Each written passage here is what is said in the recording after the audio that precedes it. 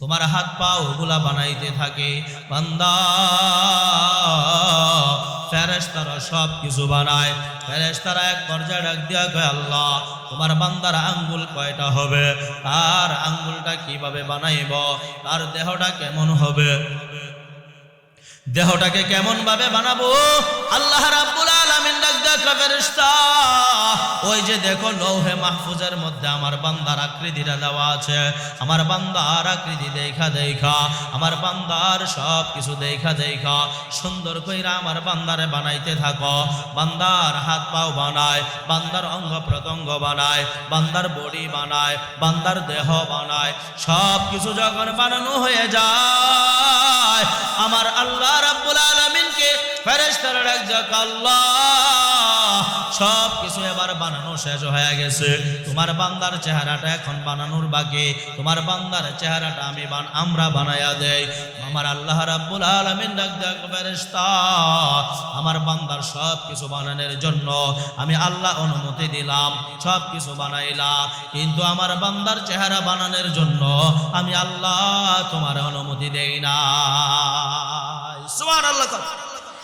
আল্লাহ আল্লাহ क्या मुबारक नाम है, अल्लाह अल्लाह आशिकों का काम है, या इलाही मुझसे मुझको दूर कर, ताकि देखो मुझ में तुझको एक नजर, या इलाही तू मेरा माबूद है, या इलाही तू मेरा माशूक है, या इलाही तू मेरा सत्तार है, या इलाही तू मेरा गफ्फार है। মহান রব্বুল আলামিন ডাক দাও, বান্দা ও বান্দা, যখন তোর সব কিছু বানানো হয়ে যায়, আমি আল্লাহর কাছে যখন তোমার চেহারাটা বানানোর জন্য পারমিশন চাই, আমি আল্লাহ ঠিক তখনই তোমাকে তোমার চেহারা বানানোর জন্য ফেরেশতাদেরকে আমি আল্লাহ নিষেধ করে দেই। ফেরেশতারা ডাক দেয়, আল্লাহ তোমার বান্দার চেহারা যদি না বানায়, তাইলে কে আব্দুর রহমান হবে, কে আব্দুর রহিম হবে, কে এরকম ভাবে আব্দুল সাত্তার হবে? আয় আল্লাহ, তার পরিচয় দুনিয়ার জমিনে মানুষ কিভাবে জানবে, তার পরিচয়টা কিভাবে নিবে? কারণ চেহারা ছাড়া তো কোনো মানুষের পরিচয় মিলবে না। আমার মালিক ডাক দেয়, ফেরেশতা আমার বান্দার চেহারাটা আমি আল্লাহ আমার কুদরতি হাতের দ্বারা ডলে ডলে ঘষে ঘষে বানাইতে চাই। সুবহানাল্লাহ। এই জন্য মহান রব্বুল আলামিন ডাক দেয়, বান্দা আমি আল্লাহ রব্বুল আলামিন তোমার সমস্ত অঙ্গ প্রত্যঙ্গের মধ্যে, তোমার পুরাটা বডির মধ্যে আমি আল্লাহ তাআলা এত দামি একটা জায়গা রাখছি। ওই জায়গাটার নাম হলো কপাল, ওই জায়গাটার নাম হলো কপাল। ওই কপালের দ্বারা বান্দা তুমি যখন আমার কুদরতি কদমের মধ্যে সেজদা দাও, আমি আল্লাহর কুদরতি অন্তরটা ঠান্ডা হয়ে যায়। বান্দা তুই যখন আমার কুদরতি কদমের মধ্যে শুয়া, আমার কুদরতি কদমের মধ্যে যাইয়া তুমি যখন এরকম ভাবে বলো সুবহান রাব্বিয়াল আলা, তুমি যখন বলো সুবহান রাব্বিয়াল আযীম, বান্দারে তুমি যখন দাঁড়ায়া দাঁড়ায়া এরকম ভাবে আমার বরত্ব প্রশংসা করতে থাকো, তুমি যখন হাত গুলা বাইদা এরকম ভাবে মুর্দা মানুষের মতো তুমি যখন এমন ভাবে বলতে থাকো আলহামদুলিল্লাহি রাব্বিল আলামিন আর রহমানির রহিম মালিকি ইয়াউমিদ্দিন, বান্দা তুমি যখন আমি আল্লাহর এমন ভাবে প্রশংসা করো, তখন আমি আমার ফেরেশতাদেরকে ডাক দিয়া কই, ও ফেরেশতা আমার বান্দা যে আমার বরত্ব আদায় করতেছে, আমার বান্দা যে আমার বরত্ব স্বীকার করতেছে, সে কি আমারে কোনোদিন দেখছে? আল্লাহ না, আপনার বান্দা আপনারে কোনোদিন দেখে নাই। আল্লাহ রাব্বুল আলামিন ফেরেশতাদেরকে আবারও জিজ্ঞাসা করে, আমার বান্দা যে আমাকে বলল সুবহান রাব্বিয়াল আযীম, বান্দা সে যখন সিজদায় যাইয়া আমারে যখন বলে সুবহান রাব্বিয়াল আলা, ও ফেরেশতা আমার বান্দা কি আমারে দেখছে নাকি? আল্লাহ আপনার বান্দা আপনারে দেখে নাই। আল্লাহ রাব্বুল আলামিন ডাক ডাকে ফেরেশতা তাইলে তুমি সাক্ষী থাকো, তাইলে তোমরা সাক্ষী থাকো যে বান্দা বান্দে আমারে না দেখা আমি আল্লাহর বরত্ব আদায় করলো, যে বান্দা বান্দে আমারে না দেখা আমার গুণ কীর্তন স্বীকার করলো, যে বান্দা আমারে না দেখা আমার নামের প্রশংসা করলো, আমি আল্লাহ রাব্বুল আলামিন তাদেরকে বিনা হিসাবে মাফ করে দিলাম। আর জোরে কোন সুবহানাল্লাহ। এই জন্য মহান রাব্বুল আলামিন ডাকে বান্দা দুনিয়ার জমিনে যাইয়া আমি আল্লাহ তো জানি তুমি গুনাহ করবা, কারণ বর্তমান জমানের দুনিয়ার এরকম ভাবে চাকচিক্য দেখা, দুনিয়ার জমিনের লোভ লালসা দেখা মানুষের মধ্যে আর স্থির থাকে না, মানুষ বেহুশ হয়ে যায়। কথা কোন ঠিক কিনা? আর জোরে কোন ঠিক কিনা? দুনিয়ার অট্টালিকা দেখে, গাড়ি বাড়ি দেখে এখন মানুষ বেহুশ হয়ে গেছে। এই জন্য তো দেখেন না যে একজনের জমি আরেকজনে জোর করে দখল করে, ঠেক দিয়ে একজনের আরেকজনকে 50,000 দেয় নাইতে বইরা দিল। কয় কি কয় না? জোরে কন। ডরাইতেছে? আরে ডরান কা? কথা কইতে হইব, যেটা সত্য এটা বলতে হবে। তাইলে আপনি যে অন্যের একটা জমি দখল করলেন, অন্যজনের বাড়ি দখল করলেন, গাড়ি দখল করলেন, টাকা দখল করলেন, অন্যজন থেকে ছিনাইয়া আপনি তার অর্থ সম্পদ নিয়ে গেলেন, এই হিসাবটা আপনি কিভাবে দিবেন? এটা তো বান্দার হক। কার হক? এটা তো বান্দার হক। আল্লাহর হক যদি নষ্ট হয় আল্লাহ আপনারে চাইলে মাফ করে দিতে পারেন, আর বান্দার হক যদি নষ্ট হয় আপনার দ্বারা আমার দ্বারা, তাহলে আল্লাহ তাআলা বলে যে তুমি ওই বান্দা থেকে যতক্ষণ পর্যন্ত মাফ না নিবা ততক্ষণ পর্যন্ত তোমার এই গুনাহটা মাফ আমি আল্লাহ করব না। আমার বান্দার হক যদি তুমি পরিপূর্ণ আদায় করে দিতে না পারো তাইলে তুমি কাল কিয়ামতের দিন হাসরের মাঠে ধরা পড়া যাইবে। এই জন্য আল্লাহ রাব্বুল আলামিন তো জানে আপনি আমি দুনিয়ার জমিনে এসে গুনাহ করতে পারি, কারণ আল্লাহ পাক রব্বুল আলামিন তো হলেন আলিমুম বিজাতিস সুদূর, তিনি তো অন্তর্যামী, অন্তরের খবর জানে কি জানে না? আপনাদের কথায় মনে হয় যে আল্লাহ জানে না। জোরে বলতে হবে, আল্লাহ কি মানুষের অন্তরের খবর জানে কি জানে না? গায়েবের খবর জানেন কে?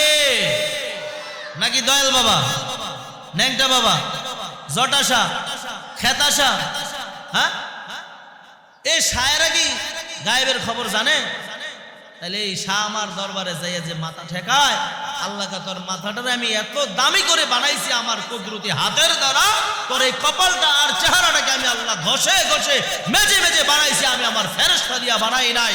আর তুমি এত কুদরতি, আমার এই কুদরতি হাতের এত সুন্দর এত দামি একটা কপাল দিয়া তুমি মাজারে যাইয়া, তুমি কবরে যাইয়া, তুমি বাবার কাছে যাইয়া, খেতাসার কাছে যাইয়া, দরগাসার কাছে যাইয়া তুমি বলো বাবা আমার একটা পোলা দি, আমার একটা মাইয়া দি, বাবা আমার একটা এই দি, বাবা আমার সেই দি, তাহলে এটা কি ভালো করলাম না খারাপ? জোরে কোন, ভালো না খারাপ? তাহলে বোঝা গেল এগুলো হলো খারাপ। এটা আমরা বুঝি, বুঝার পরও কেন করি? ওই দুনিয়ার লোভ ঢুকছে। দুনিয়ার কি ঢুকছে? কথা কয় না। দুনিয়ার কি ঢুকছে? লোভ ঢুকছে। দুনিয়ার লোভের কারণে এখন আমরা কি হয়ে গেছি? বেহুশ হয়ে গেছি, পাগল হয়ে গেছি, উন্মাদ হয়ে গেছি। গুনাহ হলো কি হলো না? এটার দ্বারা কি আমার গুনাহ হবে কি হবে না? এটার দ্বারা কি আমি জান্নাতে যাইতে পারবো কি পারবো না? এটা মাথায় আসে না, চিন্তাও করি না যে এটা আমি কি করতেছি, এটা আমি কি করতেছি। এই জন্য মহান রব্বুল আলামিন বলে বান্দা আমি আল্লাহ জানি, আমি আল্লাহ হইলাম আলিমুম বিজাতিস সুদূর, আমি আল্লাহ হইলাম আলা কুল্লি শাইইন কাদির। এর বান্দা আমি আল্লাহ জানি দুনিয়ার জমিনে যাওয়ার পরে দুনিয়ার চাকচিক্য দেখা, দুনিয়ার লোভে পয়রা, দুনিয়ার অট্টালিকার মধ্যে দেখা, আয় বান্দা দুনিয়ার গাড়ি বাড়ি দেখা, দুনিয়ার অর্থ সম্পদ দেখা তোমার মন আর চাইবে না আমি আল্লাহর কুদরতি কদমে সেজদা দিতে। এরে বান্দা তুমি হয়তো আমি আল্লাহরে বুইলা যাইবা, তবে আমি আল্লাহ রাব্বুল আলামিন তোমার জন্য একটা অপশন রাখলাম। বান্দা দুনিয়ার জমিনে যাওয়ার পরে 10 বছর, 20 বছর, 30 বছর, 40 বছর গুনাহের মধ্যে নিমজ্জিত রইলা, গুনাহের মধ্যে পয়রা রইলা। আয় বান্দা, আমি আল্লাহরে ভুইলা গেলা, আমি রবকে ভুইলা গেল, আমি মালিককে ভুইলা গেলা। বান্দা, তুই আমারে ভুইলা যাইয়া গুনাহের মধ্যে পয়রা গেল, তুমি আমারে ভুইলা যাইয়া গুনাহের মধ্যে পয়রা যাইবা, এটা আমি আল্লাহ ভালো কইরা জানি। এই জন্য আমি আল্লাহ রাব্বুল আলামিন তোমার জন্য একটা অপশন রাখলাম, তোমার জন্য আমি আল্লাহ একটা অপশন রাখলাম। ওই অপশনের নাম হলো তাওবা। সুবহানাল্লাহ। ওই অপশনের নাম কি? তাওবা। মহান রাব্বুল আলামিন ডাকে, বান্দা তুমি তাওবা যদি করো, তোমার জীবনে যত গুনাহ করবা, জেনে না জেনে, ইচ্ছায় অনিচ্ছায় তুমি যত গুনাহ করো না কেন রে বান্দা, তুমি যখন আমি রবকে একবার রব বইলা ডাক দিবা, তুমি যখন আমি আল্লাহর একবার আল্লাহ বইলা ডাক দিবা, যখন তুমি তোমার ভুল বুঝতে পারবা বান্দা, তুমি তোমার ভুল বুঝতে পাইরা যখন তুমি আমি আল্লাহরে আল্লাহ বইলা ডাকবা, আমি রবকে রব বইলা ডাকবা, আমি মালিককে মালিক বইলা ডাকবা, এরে বান্দা আমি আল্লাহ ঠিক তখনই তোমার চোখের পানি তোমার নাকের ডগায় আসার আগে আগে আমি আল্লাহ তোমারে মাফ করে দিব। এই জন্য আল্লাহ রাব্বুল আলামিন বলেন, ইয়া আইয়ুহাল্লাযীনা আমানু তুবু ইলাল্লাহি তাওবাতান নাসুহা। আল্লাহ রাব্বুল আলামিন ডাক দেয়া কয়, হে বান্দা বান্দির দল, তোমরা আমি আল্লাহর কাছে তাওবাতুন নাসুহা করো, তোমরা আমি আল্লাহ তাআলার কাছে তাওবাতুন নাসুহা করো। এমন তাওবা করো আর বলো, আল্লাহ জীবনে যত গুনাহ করেছি আর করব না, জীবনে যত অপরাধ করেছি আর করব না। আয় আল্লাহ তুমি আমারে মাফ কইরা দাও, তুমি আমারে ক্ষমা কইরা দাও। আয় আল্লাহ তুমি আমারে মাফ কইরা দাও। আমার আল্লাহ ডাক দেখ, বান্দা তুমি যখন তোমার ভুল বুঝতে পারবা, তুমি যখন তোমার অপরাধ বুঝতে পারবা, বান্দারে মনে মনে চিন্তা করবা, 30 বছর গুনাহ করছি আল্লাহ হয়তো মাফ করবে না, 20 বছর গুনাহ করছি আল্লাহ হয়তো মাফ করবে না, 10 বছর গুনাহ করছি আল্লাহ হয়তো মাফ করবে না, 50 বছর গুনাহ করছি আল্লাহ হয়তো মাফ করবে না। আল্লাহ ডাক দেয়া কয়, বান্দা লা তাকনাতু মির রাহমাতিল্লাহ, ইন্নাল্লাহা ইয়াগফিরুয যুনুবা জামিআ, ইন্নাহু হুয়াল গফুরুর রহিম। আল্লাহ রাব্বুল আলামিন ডাক দেয়া কয়, বান্দা লা তাকনাতু মির রাহমাতিল্লাহ, ইন্নাল্লাহা ইয়াগফিরুয যুনুবা জামিআ। বান্দারে গুনাহ করেছ, কত গুনাহ করেছ, আমার রহমত থেকে নৈরাশ হয় না। আয় বান্দা,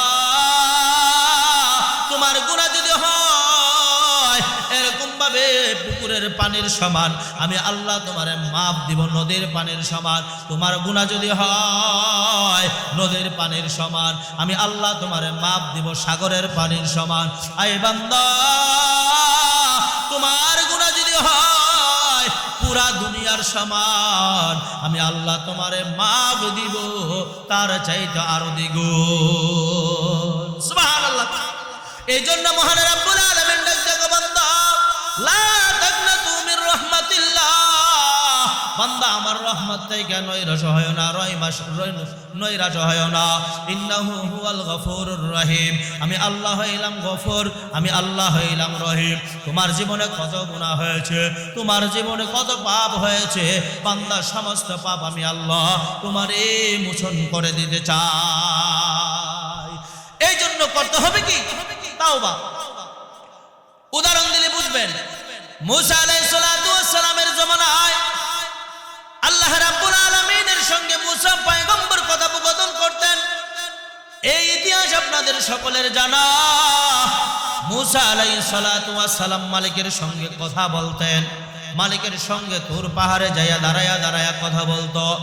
একবার মুসা পয়গম্বর ডাক দেয়া বলতেছেন, মালিক আয় আল্লাহ, আমার জানতে বড় ইচ্ছা হয় দুনিয়ার জমিনে সবচেয়ে বড় পাপী কি, সবচেয়ে বড় নাফরমান বান্দাটা কে? আয় আল্লাহ, দুনিয়ার জমিনের সবচেয়ে বড় নাফরমান বান্দাটা আমার একটু দেখায়া দাও। আয় আল্লাহ, নাফরমান বান্দা আমি একটু দেখতে চাই, নাফরমান বান্দা একটু দেখতে চাই। আমার রব ডাক দিয়া কয় মুসা আমি আল্লাহর বিধানে এটা নাই, আমি আল্লাহর বিধানে এটা নাই, কাও আমার আল্লাহ রব্বুল আলামিনের বিধানে এটা নাই। আমার কোনো বান্দা গুনাহ করবে তার গুনাহ আমি আল্লাহ ওপেন করি, এটা আমি আল্লাহ রব্বুল আলামিনের বিধানে নাই, এটা আমি আল্লাহ রব্বুল আলামিন পারবো না। তারপর মুসা পয়গম্বর বারবার আল্লাহ রব্বুল আলামিনের কাছে কাকুতি আর মিনতি করে, আয় দয়ার মালিক, আয় আল্লাহ আপনি আমার একটু দেখায়া দেন। আমার রব ডাক দিয়া কয় মুসা তুমি এই নাফরমান বান্দা দেখা কি করবা, নাফরমান দেখা তুমি কি করবা, নাফরমান দেখা তুমি কি করবা, বলো বলো তুমি কি করবা, কি করবা। মুসা আলাইহিস সালাতু ওয়াস সালাম ডাক দিয়া কয় মালিক আয় আল্লাহ কোনো কিছুই করবো না, কোনো কিছুই করবো না। আমি তার কাছ থেকে একটু জানতে চাই সে কি গুনাহের কারণে দুনিয়ার জমিনে সবচেয়ে বড় নাফরমান হয়ে গেল, সে সবচেয়ে বড় গুনাহগার হয়ে গেল, তার নামটা তুমি জাহান্নামের তালিকায় লেখা দিলা। মুসা পয়গম্বর মালিকের সঙ্গে যখন এমন ভাবে কথা বলে, আমার রব ডাক দিয়া কয় মুসা তুমি পারবা না, পারবা না, তার দেখাও তুমি পাইবা না, তার সঙ্গে তোমার সাক্ষাৎ হবে না। মুসা পয়গম্বর তারপর কাকুতি আর মিনতি করে, আয়া দয়ার মালিক আল্লাহ একটাবার দেখায়া দাও, একটাবার দেখায়া দাও, একটাবার তুমি যদি দেখায়া দাও তাইলে আমি বড় উপকৃত হইতাম, আমি বড় উপকৃত হইতাম। আমার রব ডাক দিয়া কয় মুসা তোমার দোয়া আমি আল্লাহ কবুল করলাম, তবে একটা ঘোষণা তোমাকে আমি জানায়া দেই, একটা কথা আমি আল্লাহ তোমারে শোনায়া দেই, আমার বান্দার সঙ্গে তুমি কোনো কথা বলতে পারবা না, আমার বান্দাকে কোনো কিছু কোশ্চেন করতে পারবা না, আমার বান্দাকে কোনো কিছু জিজ্ঞাসা করতে পারবা না। মুসা পয়গম্বর ডাক দিয়া কয় আল্লাহ কোনো কথাই জিজ্ঞাসা করব না, কোনো কোশ্চেন তাকে করব না, কোনো প্রশ্ন তাকে করব না।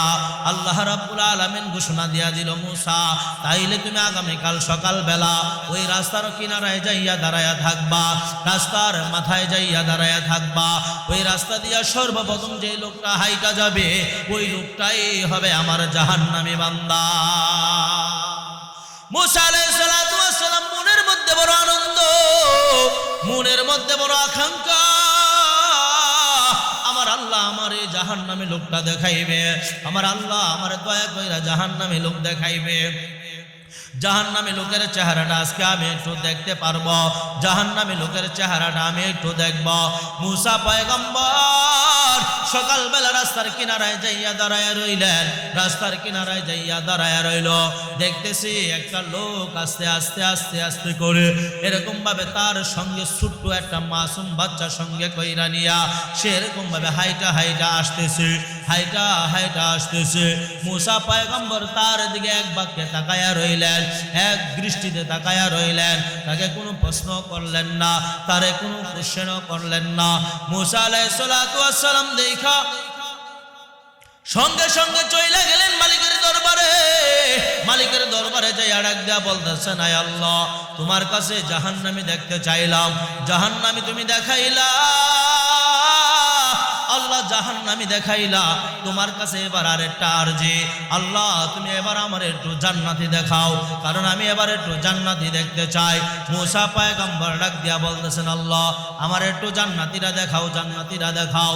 আমার মালিক ডাক দিয়া বলতেছেন রে মুসা তুমি জান্নাতি দেখতে পারবা না, কারণ প্রথম যেটা তুমি বলেছিলা ওটাই আমি আল্লাহ তোমারে দেখাইতাম না, কিন্তু তুমি বারবার কাগতি আর মিনতি করার কারণে আমি আল্লাহ তোমারে দেখাইয়া দিলাম।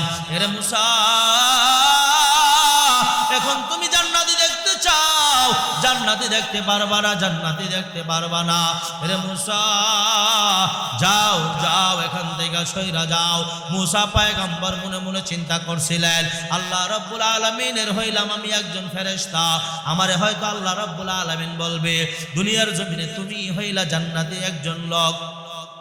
মনের মধ্যে এই জল্পনা কল্পনা নিয়ে পয়গম্বর এরকম ভাবে আল্লাহ তাআলার সঙ্গে কথোপকথন শুরু করে দিলেন। আল্লাহ রাব্বুল আলামিনের সঙ্গে বারবার কথোপকথন করার কারণে মহান রাব্বুল আলামিন ডাক দিয়া কয় মুসা যাও যাও যে রাস্তার মধ্যে সকালবেলা জাহান্নামী দেখছিল, ওই রাস্তার মাথায় যাই আবার তুমি দাঁড়ায় থাকো, দেখবা বিকালবেলা সবার শেষে যে লোকটা এই রাস্তা দিয়া হাইটা যাবে ওই লোকটাই হবে আমার জান্নাতি বান্দা। সুবহানাল্লাহ। আল্লাহ আল্লাহ क्या मुबारक नाम है, अल्लाह अल्लाह आशिकों का काम है, या इलाही तू मेरा माबूद है, या इलाही तू मेरा माशूक है।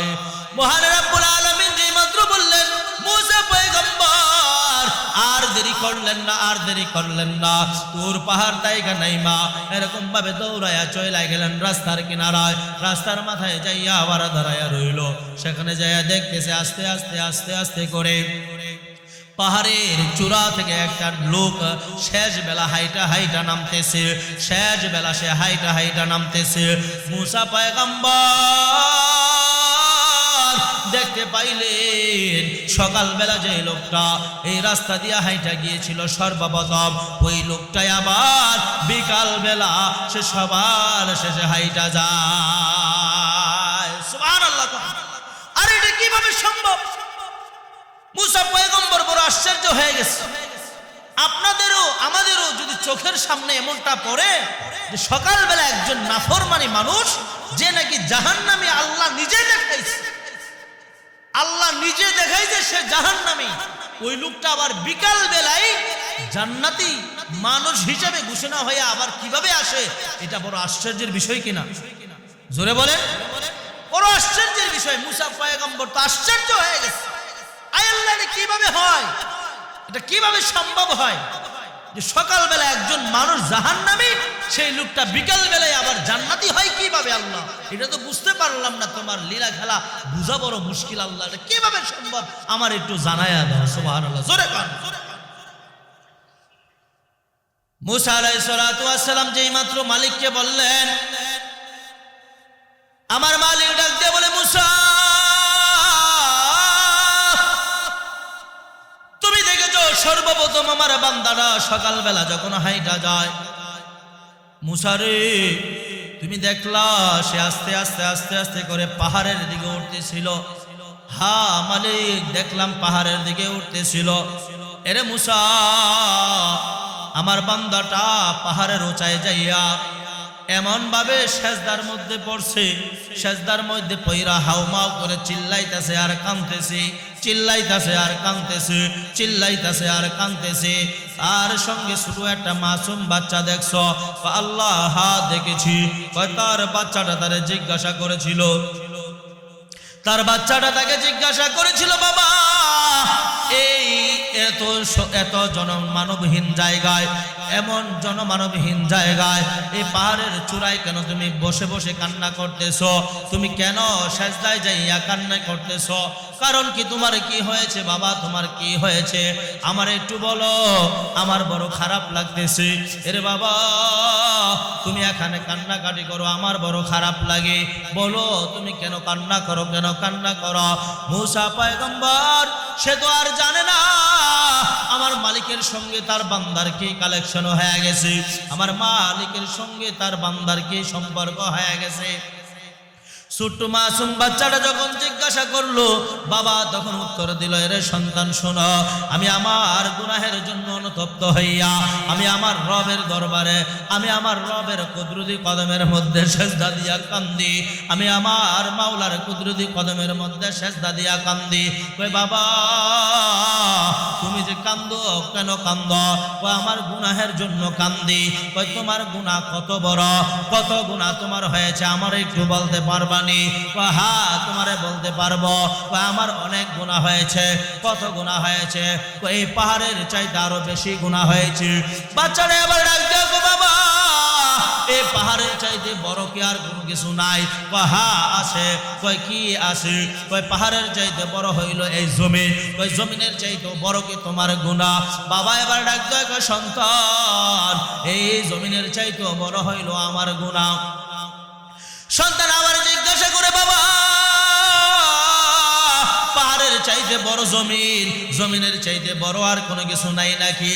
হ্যাঁ আছে। কয় কি আছে? কয় জমিনের চাইতে বড় হইল আসমান। কয় আসমানের চাইতেও বেশি নাকি তোমার গুনাহ? কয় হ্যাঁ আসমানের চাইতে আরো বেশি তোমার আমার গুনাহ। সন্তান এবার ডাক দেয়া কয় বাবা আসমানের চাইতে যদি তোমার গুনাহ বেশি হয়ে যায় তাইলে আসমানের চাইতে বড় কি আর কোনো কিছু নয় নাকি? বাবা এবার ডাক দেয়া কয় সন্তান আসমান জমিনের চাইতে সবচেয়ে বড় হইল আমার আল্লাহ, কারণ আমার আল্লাহ হইলেন এইগুলার সৃষ্টিকারক। আমার আল্লাহ সব কিছু সৃষ্টি করেছে, আমার আল্লাহ হইল সবচেয়ে বড়। সন্তান ডাক দেখো বাবা তোমার সব কিছুর চাইতে যদি তোমার আল্লাহ বড় হয় তাইলে তোমার গুনাহ কি তোমার আল্লাহর চাইতে আরো বড় নাকি? বাবা এবার ডাক দেখো সন্তান আমার গুনাহ আমার আল্লাহর চাইতে বড় নয়, এই জমিনের চাইতে বড়, পাহাড়ের চাইতে বড় হইতে পারে, আসমানের চাইতে বড় হইতে পারে, গ্রহ নক্ষত্রের চাইতে বড় হইতে পারে, তবে আমার আল্লাহর চাইতে বড় এই পৃথিবীতে আর কোনো কিছু নাই। সুবহানাল্লাহ। সন্তান ডাকতে বলে বাবা যদি সব কিছুর চাইতে তোমার মালিক বড় হয়, সব কিছুর চাইতে যদি তোমার আল্লাহ বড় হয় তাইলে তোমার আল্লাহ কি পারে না তোমার গুনাহ মাফ কইরা দিতে? সন্তান যেই মাত্র এভাবে বললেন বাবা আবার হাউমাউ করে কান্নাকাটি শুরু করে দিলেন, চোখের পানি দিয়া বুক বাসায় আর ডাকদা কয় রে মালিক আমার চোখ তো আমার সন্তান ফিরা দিছে, রে মালিক আমার বুঝ আমার সন্তান ফিরাইয়া দিছে। আয় আল্লাহ তোমার কুদরতি কদমে সেজদা দিলাম, আয় আল্লাহ দয়া কইরা তুমি আমারে মাফ করে দাও। জীবনে যত গুনাহ করেছি আর করব না, জীবনে যত ভুল করেছি আর করব না, জীবনে যত অপরাধ করেছি আর করব না। আয় আল্লাহ তুমি আমারে মাফ করে দাও, মাফ করে দাও। যতক্ষণ পর্যন্ত তুমি আমারে মাফ না করবা ততক্ষণ পর্যন্ত আমি কিন্তু তোমার কদম ছাড়ব না। সুবহানাল্লাহ। যেই মাত্র সন্তানের বাবার মধ্যে এমন ভাবে কথোপকথন হয়, বাবা চিল্লায় আর কান্দে আর মালিককে ডাকে, চিল্লায়া চিল্লায়া মালিককে ডাকতে থাকে, মালিককে ডাকতে থাকে। রে বাবা উদাহরণ দিলে বুঝতে পারবেন। অনেক সময় আমরা বুঝি, অনেক সময় আমরা বুঝতে আমরা নিজেরা নিজেদের মধ্যে এমন জ্ঞান নিয়ে আসি, নিজেদের মধ্যে এমন কল্পনা জল্পনা নিয়ে আসি আমি এত গুনাহ করছি আমার আল্লাহ আমারে মাফ করবনি, আমার রব আমারে মাফ করবনি। আর একটা উদাহরণ আমি আপনাদেরকে হাদিস শরীফ থেকে দেই, তাইলে আপনাদের মধ্যে ক্লিয়ার হয়ে যাবে বিষয়টা। একজন সাহাবীর নাম হলো দাহিয়া কালবি রাদিয়াল্লাহু তাআলা আনহু, যার নাম হলো দাহিয়া কালবি রাদিয়াল্লাহু তাআলা আনহু। আপনার আমার পয়গম্বরের কাছে দাহিয়া কালবি রাদিয়াল্লাহু তাআলা আনহু পয়গম্বরের কাছে জিবরাইল আলাইহিস সালাতু ওয়াস সালাম যতবার ওহী নিয়ে আসছেন তার মধ্যে বেশিরভাগ সময় আপনার আমার পয়গম্বরের কাছে জিবরাইল আলাইহিস সালাতু ওয়াস সালাম দাহিয়া কালবির সূরত নিয়ে আসছে। সুবহানাল্লাহ। এত সুদর্শন একজন সাহাবী যিনি নাকি তার জীবনের শুরু লগ্নটাই ছিল, জীবনের শুরুটা ছিল যার জাহান্নামী, যে ছিল জাহান্নামী, শেষ বয়সে সে আয়েশা জান্নাতি হয়ে গেছে। সুবহানাল্লাহ। জোরে কোন কিভাবে জান্নাতি হলো? এই দুনিয়ার জমিনে আপনার আমার নবী আসার আগে লম্বা সময় কোরআন হাদিসের কোনো আলোচনা ছিল না।